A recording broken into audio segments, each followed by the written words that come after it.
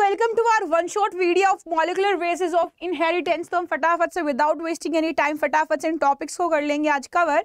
और let me tell you very clearly in the very first of the video कि भैया हमारे इसके दो पार्ट्स होने वाले हैं इस वीडियो के, part 1 and part 2। 2 parts will be there, ठीक है। एक के अंदर कंपाइल करना इट्स क्वाइट डिफिकल्ट, राइट। तो हम इसको 2 पार्ट्स के अंदर करने वाले हैं इस वन शॉट वीडियो के अंदर। तो अगर सबसे पहले मैं बात करूं यहाँ पे, तो हमारा सबसे पहले आता है डीएनए कि what is DNA. We all know DNA की फुल फॉर्म जो होती है that is deoxyribose nucleic acid, जो कि हर किसी लिविंग ऑर्गेनिज्म के अंदर पाया जाता है और एक तरीके से हमारे ब्लूप्रिंट के जैसे काम करता है। हमारे पूरे की पूरी इंफॉर्मेशन, पूरी बॉडी की इंफॉर्मेशन को वो कैरी करता है, प्लस आगे आने वाली प्रोजेनी के अंदर भी वो प्रोवाइड कर देता है। अब अगर मैं यहाँ पे बात करूँ डीएनए, तो डीएनए बना किस चीज से होता है। मान लो हमको डीएनए बनाना, तो हम क्या करेंगे, तो हमको पहले चाहिए होंगे न्यूक्लियोटाइड्स। ढेर सारे न्यूक्लियोटाइड्स को जोड़ के हम बना देते हैं डीएनए। बट बात आती है कि न्यूक्लियोटाइड क्या चीज है। न्यूक्लियोटाइड कुछ भी नहीं है। न्यूक्लियोटाइड है phosphate group, sugar and nitrogenous base. जब इन तीनों की अटैचमेंट होती है दैट इज कॉल्ड न्यूक्लियोटाइड, और इसी न्यूक्लियोटाइड की एक लॉन्ग पॉलीमर को हम कहते हैं डीएनए, राइट। और अगर हमको बेस पेयर में अगर मापना है तो हम डीएनए को लेंथ को बेस पेयर के अंदर भी मापते हैं। जैसे कि बैक्टीरियोफाज है जिसको 5 × 17.4 करके उसके अंदर 4.6 × 10⁻6 बेस पेयर्स होते हैं। और वहीं पे ह्यूमन की बात करूं तो ह्यूमन के अंदर भी 3.3 × 10⁻9 बेस पेयर्स होते हैं। अब बात आती है नाइट्रोजनस बेस की, क्योंकि मैंने शुरू में ही आपको कहा कि न्यूक्लियोटाइड 3 चीजों से मिलकर बने होते हैं, nitrogenous base, sugar and phosphate. तो नाइट्रोजनस बेस जो होता है 2 तरीके का होता है बेटा, एक होता है प्यूरिन होता है, एक होता है पिरामिड होता है। तो प्यूरिन होता है एडेनिन एंड गुआनिन, पैरामिडिन होता है आपका साइटोसिन, यूरेसिल एंड थायमिन। आपका यूरेसिल नहीं होता है आपके डीएनए के अंदर, वहां पे आपका थायमिन होता है। आरएनए के अंदर आपका यूरेसिल होता है, थायमिन नहीं होता है। अगर मैं बात करूं तो दोनों के अंदर डिफरेंस ये होता है कि पायरामिडीन के ही डेरिवेटिव आपके प्यूरिन हो जाते हैं। प्यूरिन आपके 9 कार्बन चेन होते हैं, वहीं पे पायरामिडीन आपके कैसे होते हैं 6 कार्बन साइकिल्स होते हैं या रिंग्स होते हैं। Next is our sugar. Sugar की मैं बात करूं तो मैंने शुरू में कहा था शुगर हमारी होती है पेंटोज शुगर। इसके अंदर मेन कंटेंट है एक तरीके का, ठीक है। जैसे कि मैं बात करूं तो ये शुगर आपकी दोनों के अंदर पाई जाती है, आरएनए के अंदर भी और डीएनए के अंदर भी। बस फर्क इतना सा होता है कि आपके अगर मैं बात करूं शुगर की, तो शुगर के अंदर एक OH कम होता है डीएनए के अंदर, जो कि सेकेंड पोजीशन पे होता है और इसी वजह से वो ज्यादा स्टेबल भी होता है।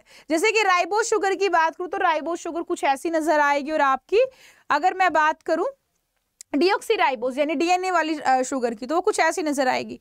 बट यहाँ पे फर्क सिर्फ एक चीज का है कि यहाँ पे OH ग्रुप, यहाँ पे OH ग्रुप और यहाँ पे OH ग्रुप है, यहाँ पे नहीं है, यहाँ पे है। ये हमारा हल्का सा डिफरेंस आता है किसके अंदर, पेंटोज शुगर के अंदर। अब क्योंकि OH ग्रुप जो है, हाइड्रोक्सिल ग्रुप हमारे जो होते हैं वो अटैचमेंट के लिए काम आते हैं। तो यहाँ पे अगर मान लो OH ग्रुप है तो it will lead to attachment to something. But अगर हमारे पास ये OH नहीं हो, हाइड्रोक्सिल ग्रुप ना हो, तो यहाँ पे कोई अटैचमेंट नहीं होगा। यहाँ पे आपका nitrogenous base, phosphate and phosphate, right. तो हमारे पास यहाँ पे स्टेबिलिटी मिल जाती है डीएनए के अंदर।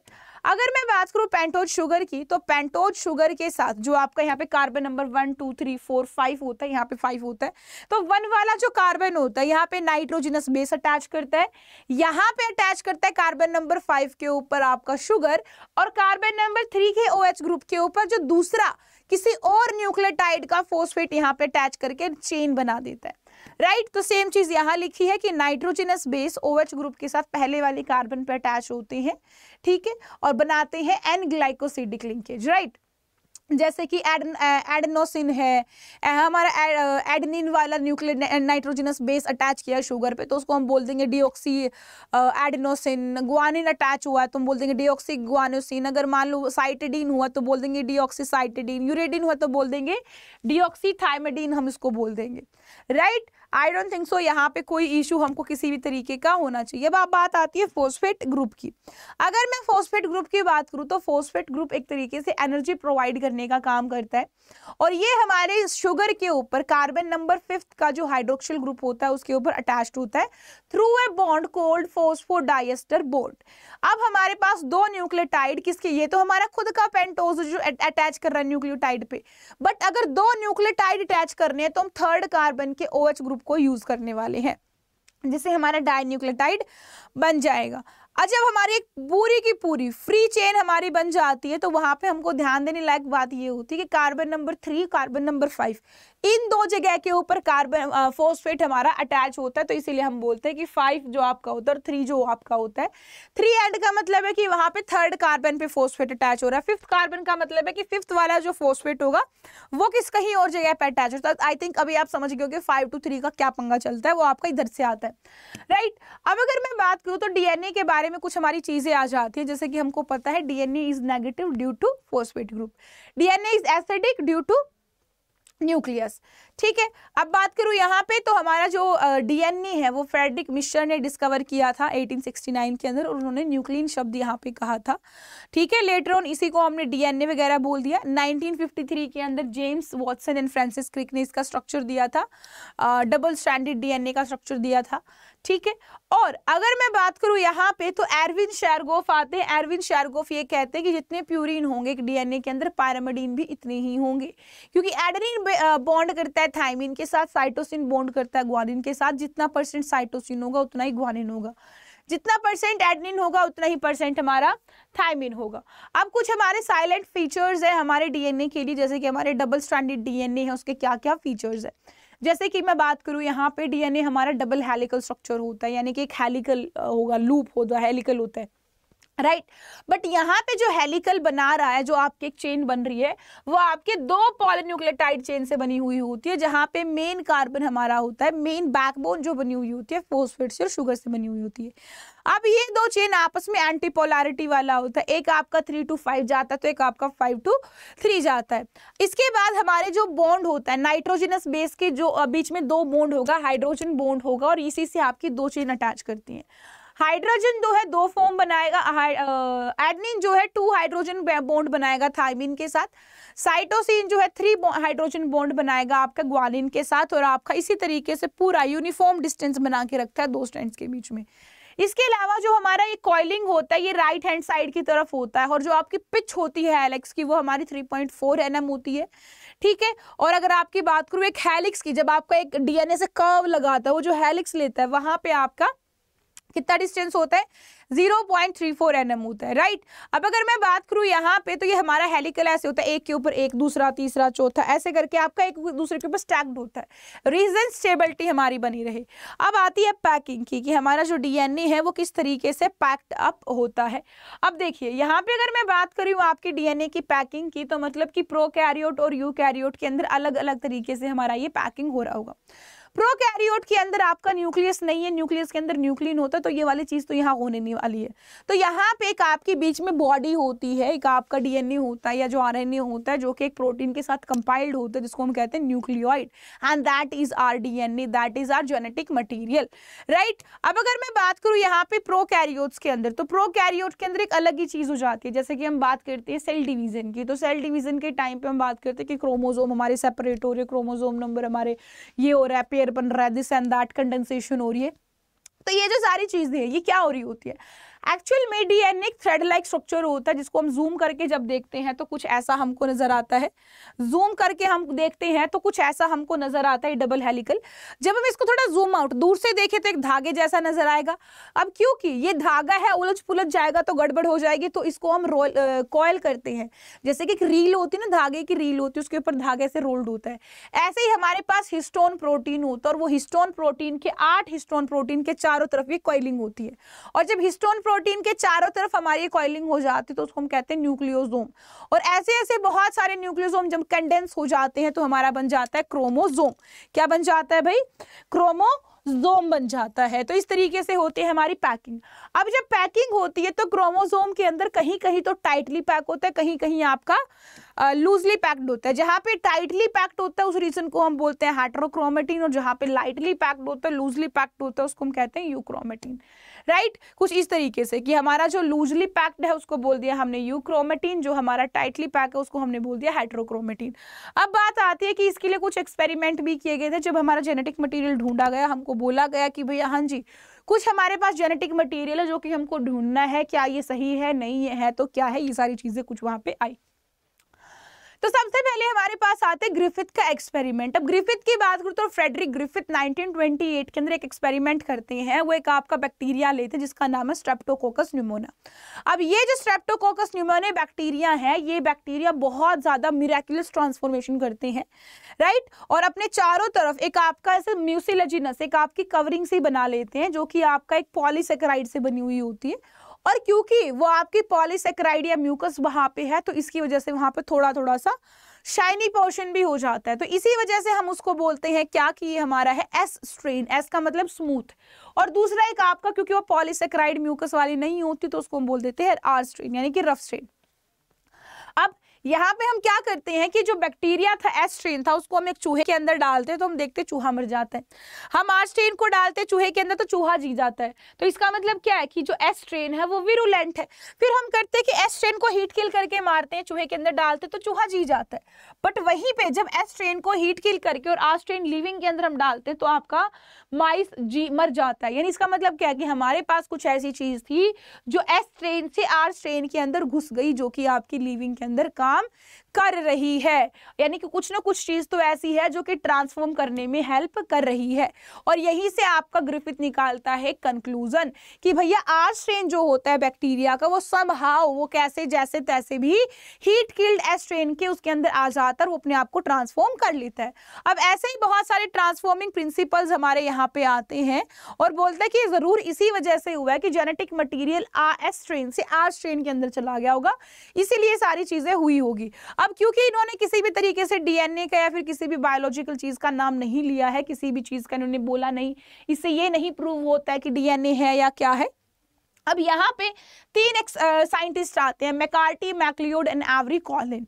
अब इनका क्या काम होता है, ये हमारे उस जो ट्रांसफॉर्मिंग प्रिंसिपल ग्रिफिथ एक्सपेरिमेंट के अंदर देता है उनको कंक्लूड करते हैं। उनको कहते हैं कि हाँ जी देखो बात ऐसी है कि आपने जो कहा है बिल्कुल सही कहा है। उसका रीजन ये है कि जेनेटिक मटीरियल जो होता है, डीएनए जो होता है, वो चीज आपकी पास हो रही है। उन्होंने अपना अजम्पशन लगाया क्योंकि उस टाइम तक बहुत सारी चीजें डिस्कवर हो चुकी होती थी।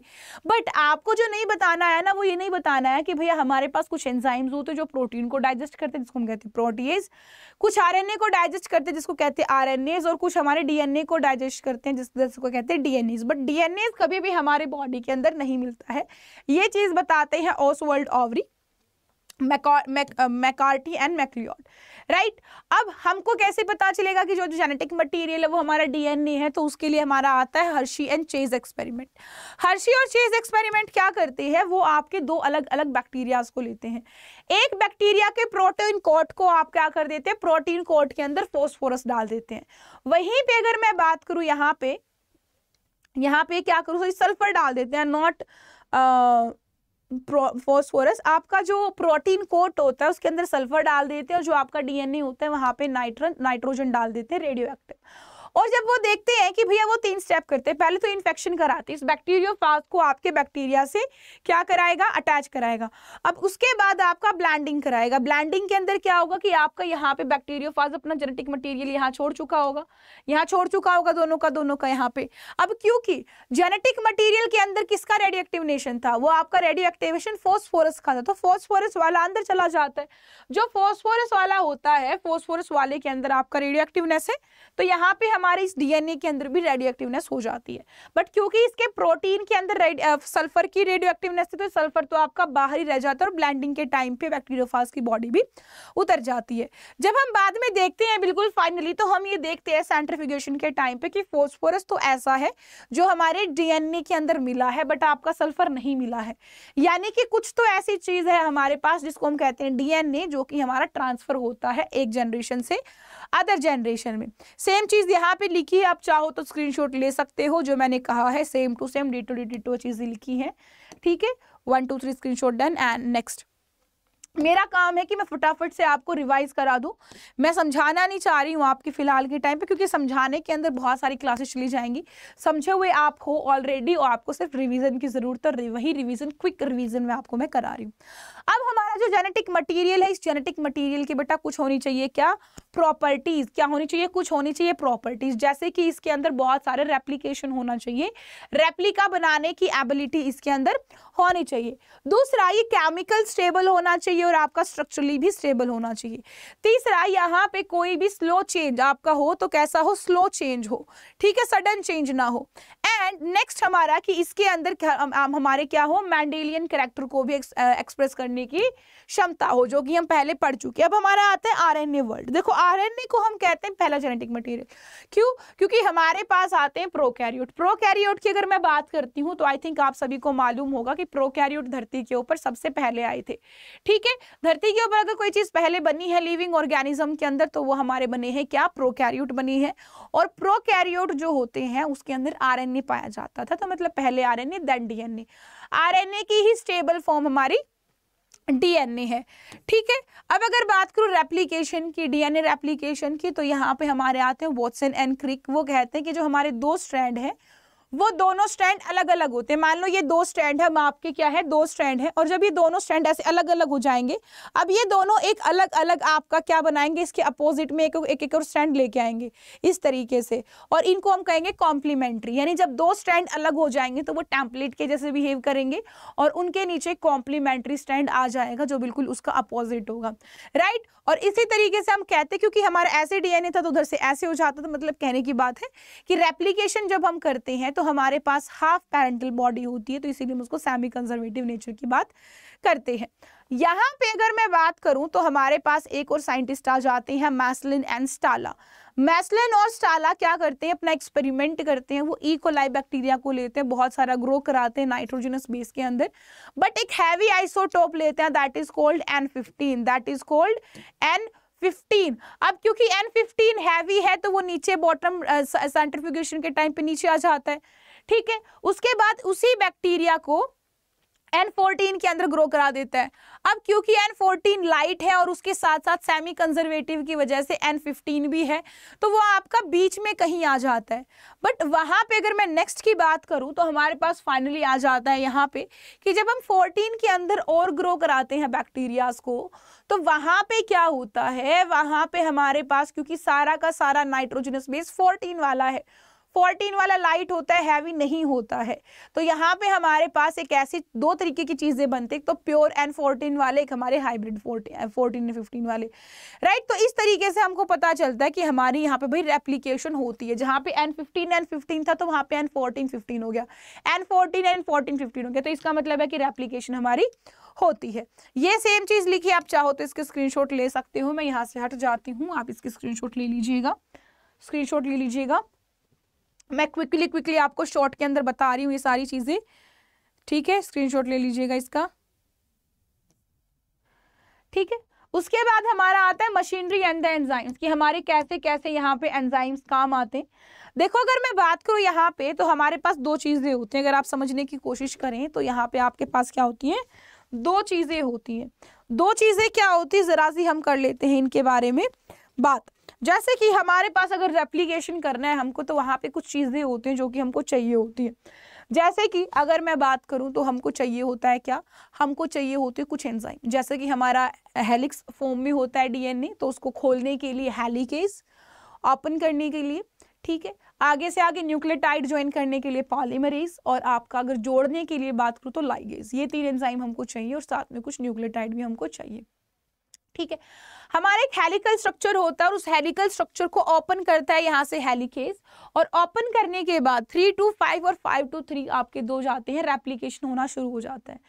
यहाँ पे हम देखते हैं कि हमारे पास दो तरीके के स्ट्रैंड बनते हैं। एक तो बिल्कुल कॉन्टिन्यूअस बनता है जो कि 5 to 3 बनता है, क्योंकि डीएनए पॉलीमरेज जो काम करता है वो 5 to 3 करता है, अच्छे से काम करता है। दूसरा आपका लैगिंग स्ट्रैंड, जिसको ओकाजाकी फ्रेगमेंट वो बनाता है, और क्यों, क्योंकि 3 to 5 जा रहा है, 3 to 5 डीएनए पॉलीमरेज अच्छे से काम नहीं करता है, इसीलिए ये सारी चीजें हो रही थी, ठीक है भाई। अब सेम चीज यहाँ पे लिखी हुई है कि हमारा जो ये है कि पॉलीमरेज जो हमारा चाहिए होता है, ये पॉलीमरेज हमारा होता है डीएनए डिपेंडेंट, यानी ऊपर हम डीएनए को ही देखेंगे, डीएनए को देख के ही हम नया डीएनए बनाएंगे, that is DNA dependent, right. अब यहाँ पे अगर मैं बात करूं तो आप ये स्क्रीनशॉट ले लो इसका,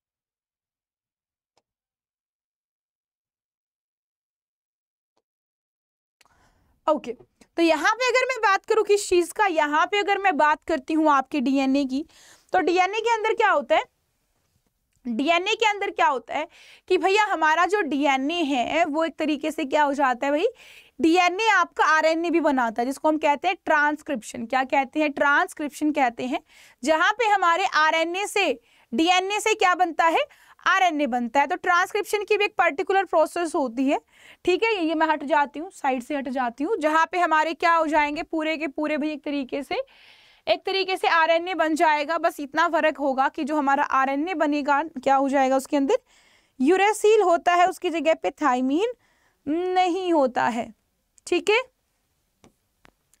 चलिए अब देखिए, अगर मैं बात करूं यहाँ पे कि आपका जब ट्रांसक्रिप्शन होता है तो वहां पे सिर्फ एक ही ऐसा स्ट्रैंड होता है जो कि एज अ टेम्पलेट बिहेव करता है, दूसरा स्ट्रैंड कभी भी एज अ टेम्पलेट बिहेव नहीं करता है। उसके पीछे रीजन क्या है, उसके पीछे रीजन ये है कि मान लो अगर दो ही स्ट्रैंड दोनों ही एज अ टेम्पलेट बिहेव करेंगे तो वहां पे आपका एक अमीनो एसिड बनाने के लिए दो दो जीन हमारे आ जाएंगे। दूसरा, अगर हमारे यहाँ पे मैं बात करूं तो आपका जो अमीनो एसिड का सीक्वेंस है वो भी चेंज हो जाएगा, कि एक प्रोटीन बना रहे हैं, दो जीन बना रहे हैं और एक ही काम के लिए दो दो। सोचो आंखों के रंग के लिए दो जीन अलग अलग प्रोटीन करे, एक आंख का नीला हो जाए तो एक आंख काली हो जाए तो थोड़ा गलत हो जाएगा, है ना। तो इसीलिए एक ही जीन एक ही तरीके का प्रोटीन बना के आपका क्या करता है, ट्रांसक्रिप्शन करता है। ट्रांसक्रिप्शन करने के लिए हमको तीन चीज चाहिए, एक प्रोमोटर, एक स्ट्रक्चरल जीन और एक टर्मिनेटर चाहिए, ठीक है। अगर मैं बात करूं यहाँ पे तो जो प्रमोटर होता है, प्रमोटर हमारा एक ऐसा सीक्वेंस है जो कि 3 to 5 प्राइम की तरफ इधर होता है, ठीक है। यहाँ पे हमारा आरएनए पॉलीमरेज एंजाइम बाइंड करता है और आगे इसको ट्रांसक्रिप्ट जो है कर देता है।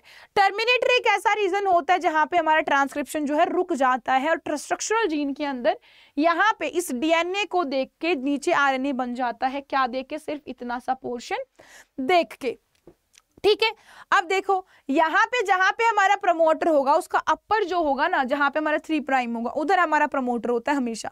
ये 3 प्राइम प्रमोटर इधर भी हो सकता था और इधर भी हो सकता था, दोनों जगह ही हो सकता था, ठीक है। बट जहां पे 3 प्राइम होगा, जहां पे आरएनए पॉलीमरेज हमारा अटैच कर जाएगा, वो प्रमोटर हो जाएगा, ठीक है। आगे प्रमोटर के पास जो भाई एक आपकी चीज होती है जिसको हम कहते हैं, क्या इसको हम कहते हैं, रुको बाद में बताऊंगी वो चीज।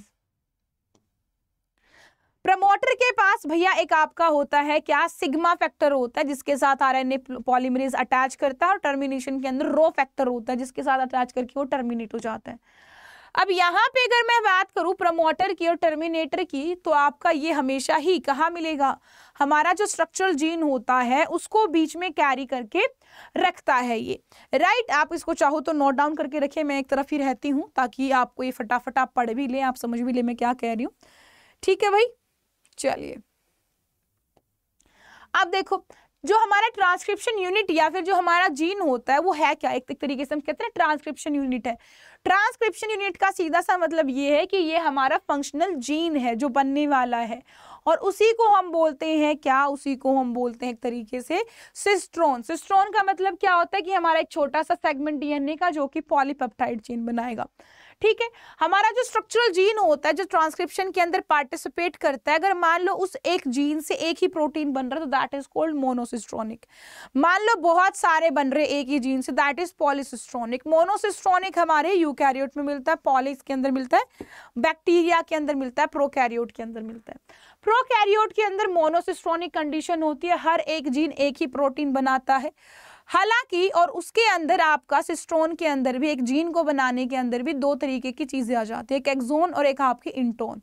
ये एक्सोन इंट्रोन कुछ भी नहीं है। मान लो अगर मैं बात करूं यहाँ पे, मुझे यहाँ पे एक फंक्शनल डीएनए बनाना है, तो इतना सा पोर्शन ऐसा होगा जो जीन का होगा, फिर इतना सा गैप लग के इतना होगा, इतना सा गैप लग के इतना होगा, मतलब कि एक डिसकंटिन्यूटी होती है हमारे यहाँ पे जीन को बनाने के लिए। तो वहां पे जो बीच में डिसकंटिन्यूटी दे रहे होते हैं उसको हम कहते हैं इंट्रोन।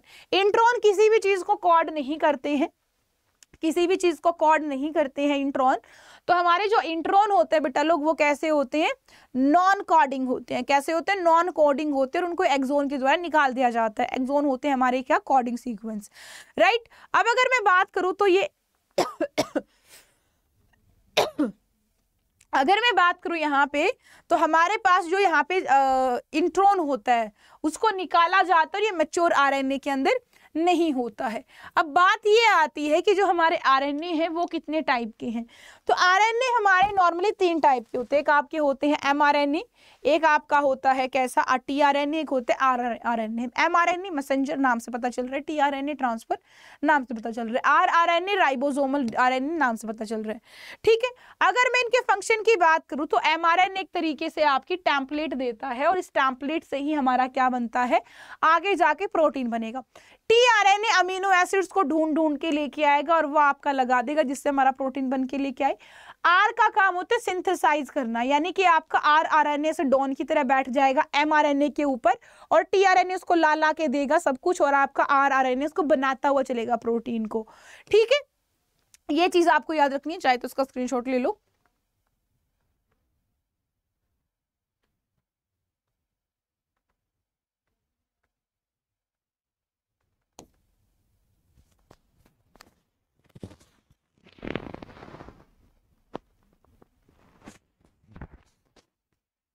अब देखिए यहाँ पे अगर मैं बात करूं तो आरएनए पॉलीमरेज इकलौता ऐसा आपका होता है जो कि आपका क्या करता है, ट्रांसक्रिप्शन करता है।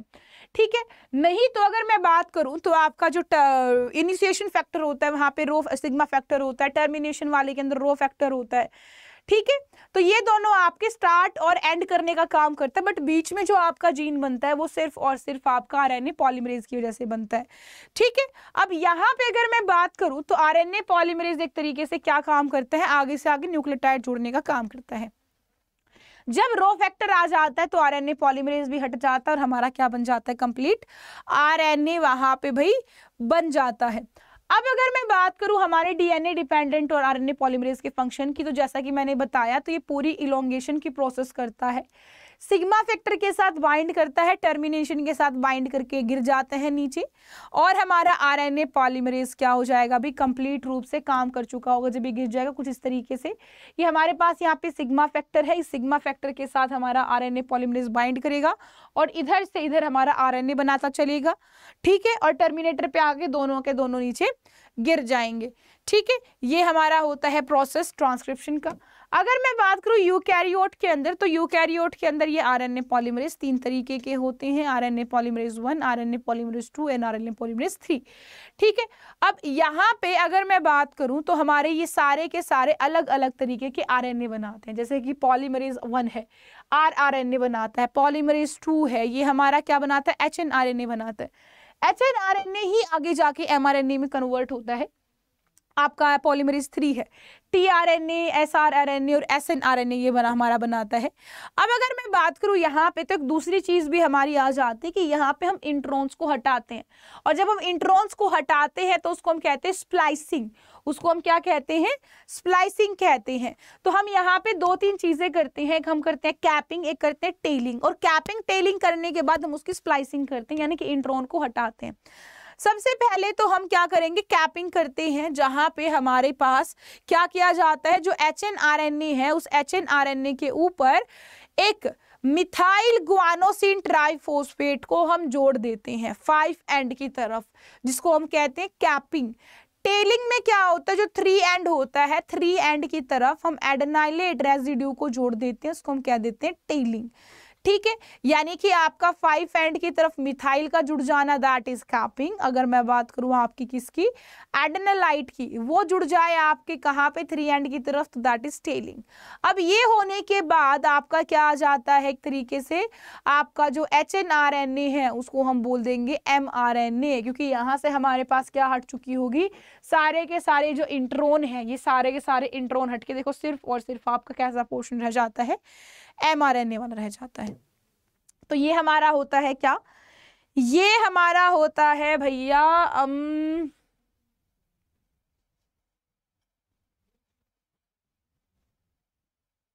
ट्रांसक्रिप्शन और जेनेटिक कोड ट्रांसलेशन। और अगर मैं बात करूं किस चीज की, अगर मैं बात करूं आपकी आगे, तो इन सब चीजों के बारे में हम नेक्स्ट क्लास में पढ़ेंगे, आज नहीं पढ़ेंगे ट्रांसलेशन वगैरह के बारे में। ठीक है, इसके बारे में हम कब पढ़ेंगे, अगली क्लास में पढ़ेंगे। आप चाहो तो यहाँ पे आरएनए पॉलीमरेज को देख सकते हो, आरएनए पॉलीमरेज कैसे एमआरएनए बना के चला गया, आरएनए पॉलीमरेज अब फटक से नीचे गिर जाएगा। ठीक है, तो I hope it is very loud and clear to you all, और बाकी का सेशन हम कल करेंगे क्योंकि हमारे पास थोड़ा टाइम कम था। I have to go somewhere, it's very urgent work, तो इसलिए मैं थोड़ा सा पार्ट्स में आपका ये सेशन कर रही हूँ। और बट क्योंकि ये हम थोड़ा लेट करें तो कल भी आपकी क्लास होगी, ऐसा नहीं होगा कि हम 2 पार्ट्स में कर रहे तो एक दिन छोड़ के एक दिन, तो ये अगला पार्ट हम कल ही कर लेंगे। ओके, तो good bye for now, have a nice day guys, tata bye bye and see you.